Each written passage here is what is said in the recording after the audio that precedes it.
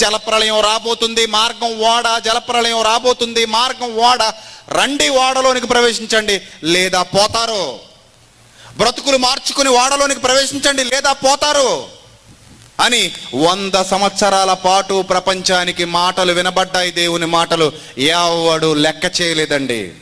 వెర్రితనంగా అనిపించిందండి ఆ మాట వాళ్ళకి, వెర్రితనంగా అనిపించింది. శవాలు శవాలు, గుట్టలు గుట్టలు గుట్టలు గుట్టలు గుట్టలుగా ప్రపంచం అంతా రాలిపోయారు, కుళ్ళిపోయాయి వాళ్ళ శవాలు, కొట్టుకుపోయారు ఆ జలప్రళయంలో. ఓడలో ఉన్నవారు మాత్రమే రక్షింపబడ్డారు. అప్పుడు దేవుడు ఒక సూచన చూపించాడండి.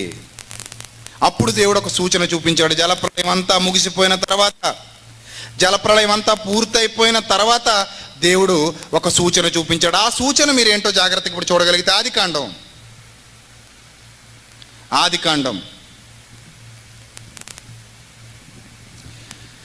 8వ అధ్యాయం, ఆదికాండం 8వ అధ్యాయము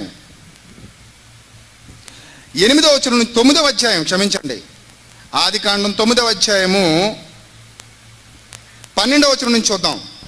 మరియు దేవుడు నాకును మీకును మీతో కూడా ఉన్న సమస్త జీవరాశులకు మధ్య నేను తరతరములకు ఏర్పరచుచున్న నిబంధనకు గుర్తు ఇదే, మేఘములో నా ధనుస్సును ఉంచి తిని అది నాకును భూమికి నీ మధ్య నిబంధనకు గుర్తుగా ఉండును. దేనికి గుర్తట చెప్పాలి. ఇప్పుడు ఇంద్రధనుస్సు చూడగానే ప్రపంచానికి ఏం గుర్తుకు రావాలి? రెయిన్బో, 7 రంగుల ఇంద్రధనుస్సు, 7 రంగుల ఇంద్రధనుస్సు. పాటలు రాసేసుకున్నారండి. ఇంద్రధనుస్సులో 7 రంగులట, భూమి మీద ఏమి కుప్పుగొంతులట. సినిమా పాటలు. ఇంద్రధనుస్సులో 7 రంగులు, భూమి మీద కుప్పిగొంతులు. పాటలు రాసేసుకున్నారు, పాడేసుకున్నారు. అసలు ఈ ఇంద్రధనుస్సు ఎందుకు ఇచ్చాడో చెప్తున్నాడు చూడండి. అది భూమి మీద నాకు భూమికి మధ్య గుర్తు. మేఘములో నా ధనుస్సు నుంచి తిని అది నాకును భూమికి మధ్య నిబంధనకు గుర్తు. భూమిపైకి నేను మేఘమును రప్పించినప్పుడు ఆ ధనుస్సు మేఘములో కనబడును. అప్పుడు నాకు మీకు సమస్త జీవరాశులకు మధ్యనున్న నా నిబంధనను జ్ఞాపకము చేసుకొందును.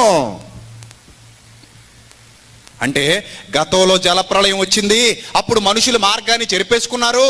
మార్గమైన ఓడలోనికి ఎవరు వెళ్ళలేదు, మారు మనసు పొందలేదు.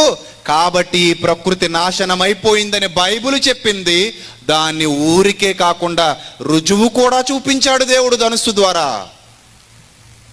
ఇంకా నమ్మట్లేదని ఆ అరారాతు పర్వతాలలో కప్పడిపోయినటువంటి ఓడను కూడా బయటికి తీసి చూపించాడు ప్రపంచానికి.